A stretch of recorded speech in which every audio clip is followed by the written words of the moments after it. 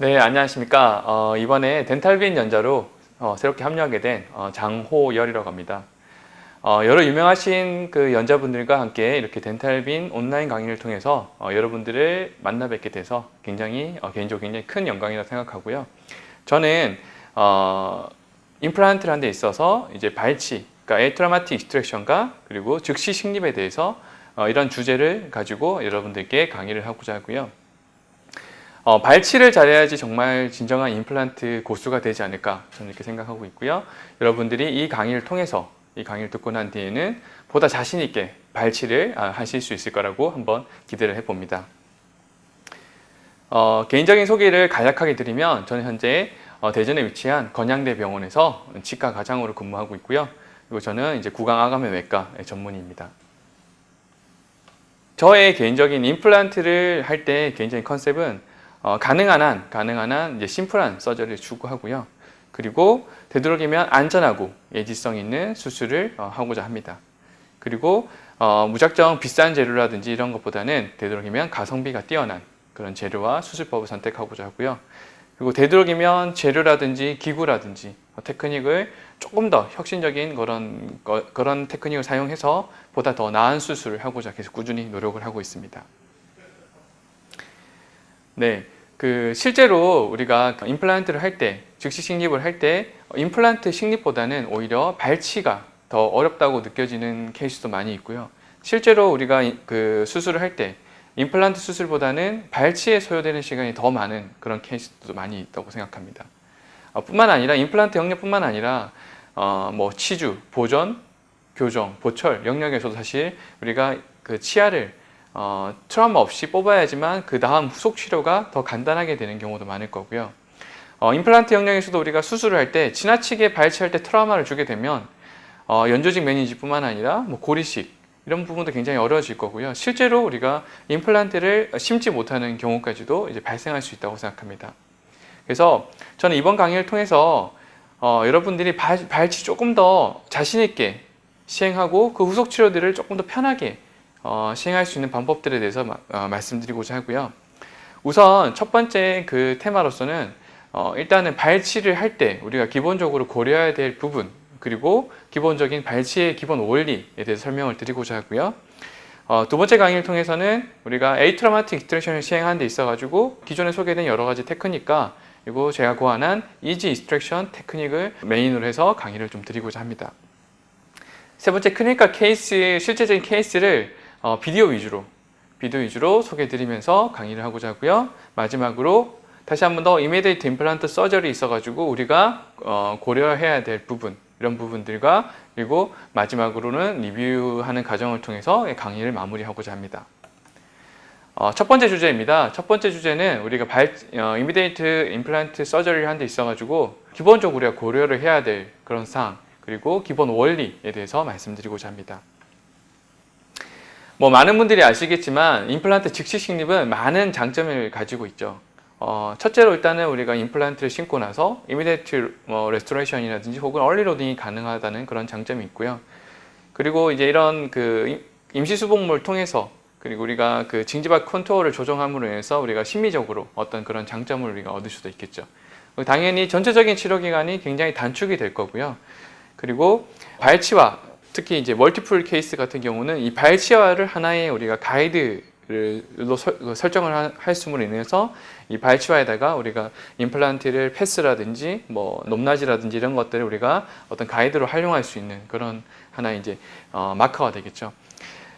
뿐만 아니라 발치와는 많은 분들이 아시다시피 굉장히 힐링 포텐셜이 뛰어난 그런 조직입니다. 이러한 발치와를 우리가 임플란트가 치유되는 그런 요소로 활용하게 되면 굉장히 우리가 좋은 결과를 얻을 수가 있고요. 그리고 이 모든 장점을 통해서 술자와 환자 모두가 만족할 수 있는 그런 술식이라고 생각을 합니다. 반면에 즉시 식립 같은 경우는 어려운 점도 있습니다. 일단은 우리가 발치와의 듀링하는 자체가 조금 어려울 수가 있고요. 그리고 임플란트를 패스에 맞춰서 식립하는 게 조금 까다로울 수가 있습니다. 또 임플란트가 이제 발치와가 지나치게 큰 경우라면 우리가 스테빌리티를 하방에서만 얻어야 되기 때문에 이니셜 스테빌리티가 또 부족한 경우도 있을 수 있고요. 그리고 뭐 플랩을 완전히 클로즈 시켜야 되는 경우는 이제 텐전 없이 봉합하는 게 조금 힘들 수가 있습니다. 그리고 이제 발치와의 상태에 따라서 징지발 리세션이라든지 혹은 알베올라 본 리접션을 우리가 정확하게 예측을 하기 힘든 케이스도 있다고 생각합니다. 하지만 이러한 그 어려운 점은 절대 이제 컨트라 인디케이션이 아니고요. 술식의 정확성 혹은 여러 가지 술전의 환자에 대한 상태를 충분히 고려를 한다 그러면 충분히 우리가 극복할 수 있는 요소라고 저는 생각합니다. 그래서 반드시 저희는 이제 발치와 임플란트 식립 전에 그 환자의 치조골의 상태를 정확하게 평가를 해야 되겠고요. 그 평가를 바탕으로 수술 방법이라든지 그런 수술 재료라든지 이런 부분들을 우리가 고려를 해야 될 것 같고요. 그래서 기본적으로 우리가 발치를 하고 났을 때 발치화가 어떻게 될 것인지, 그리고 우리가 과연 어떻게 하면 이 발치화를 손상을 시키지 않고 그대로 우리가 활용할 수 있을 건지에 대한 고민을 반드시 해야 된다고 생각합니다. 반드시 우리가 이제 특히 전치부 같이 굉장히 신밀성이 중요한 부위는 이렇게 CT를 찍어 가지고요.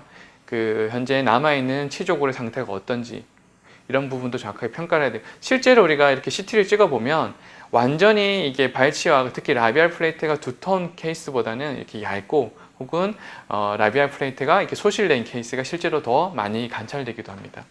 그래서 이런 부분에 대해서는 마지막 강의 이제 이미디에이트 임플란트 서저리 시간에 조금 더 구체적으로 설명을 할 거고요. 이러한 이제 우리가 평가가 중요하다는 것을 일단 먼저 말씀드리고 싶고요.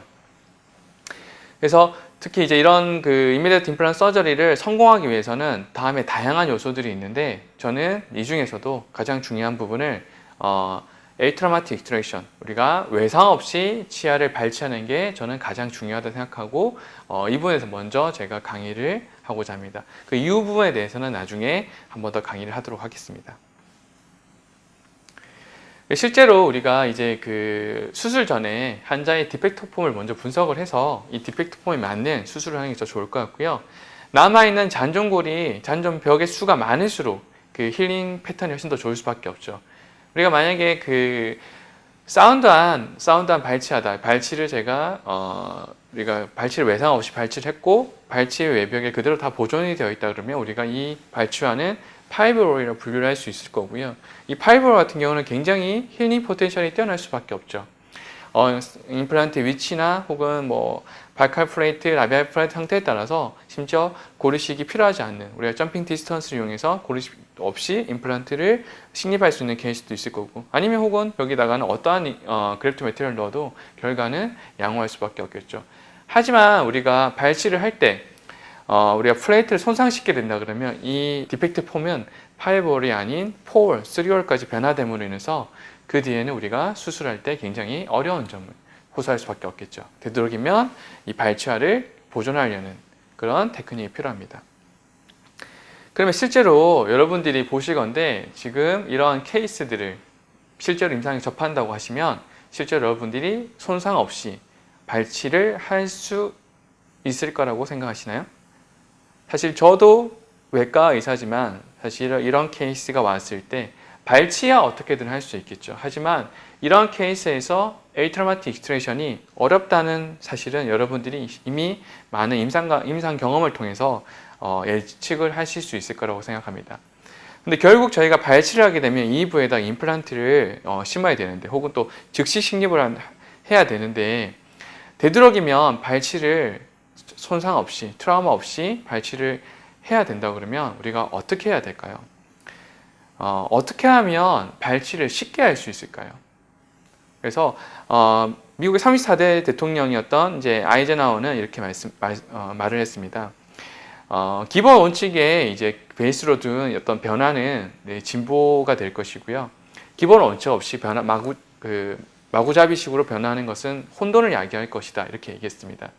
제가 그래서 이분의 말씀처럼 제가 말씀드리고 싶은 부분은 일단은 기본 원칙을 바탕으로 발치를 하게 된다 그러면 우리가 조금 더 훨씬 발치를 쉽게 할 수 있을 거라고 생각을 하고요. 기본적으로 우리가 환자를 평가할 때 당연히 그 클리니컬 혹은 라디오그래픽 그 이밸루에이션을 통해서 그 환자의 발치가 과연 쉬울 건가 어려울 건가는 기본적으로 우리가 많은 선생님들이 진단은 하실 수 있을 거라고 생각합니다.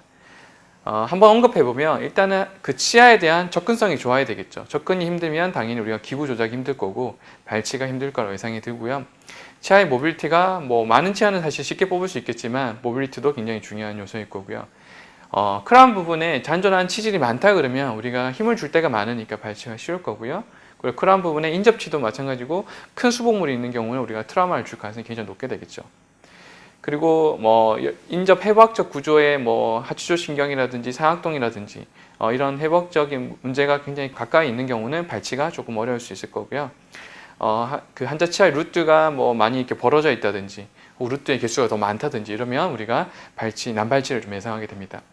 뿐만 아니라 이제 치아를 둘러싸고 있는 본이 굉장히 덴시티한 뒤 그런 부분도 굉장히 우리가 발치를 할 때 어렵고 쉽고를 결정할 수 있는 요소가 되겠죠. 이런 부분들을 분명히 우리가 환자 구강 내 상태라든지 그 엑스레이 상태라든지 이런 걸 잘 분석을 해서 반드시 평가를 해야 되겠습니다. 뿐만 아니라 우리가 그 환자의 발치와의 그 어떤 식으로 이제 블루드 서플라이가 되는지 이걸 충분히 이해를 하고 이 블루드 서플라이를 해치지 않는 방향으로 우리가 발치를 하는 것이 굉장히 중요하다고 생각하고요. 크게 우리가 이제 그 알베올라 본에는 세 가지 방향으로 블루드 서플라이가 되고 있습니다. 첫 번째로 PDL, 그리고 두 번째로 알베올라 본 자체에서 이렇게 그 블루드 서플라이가 되고요.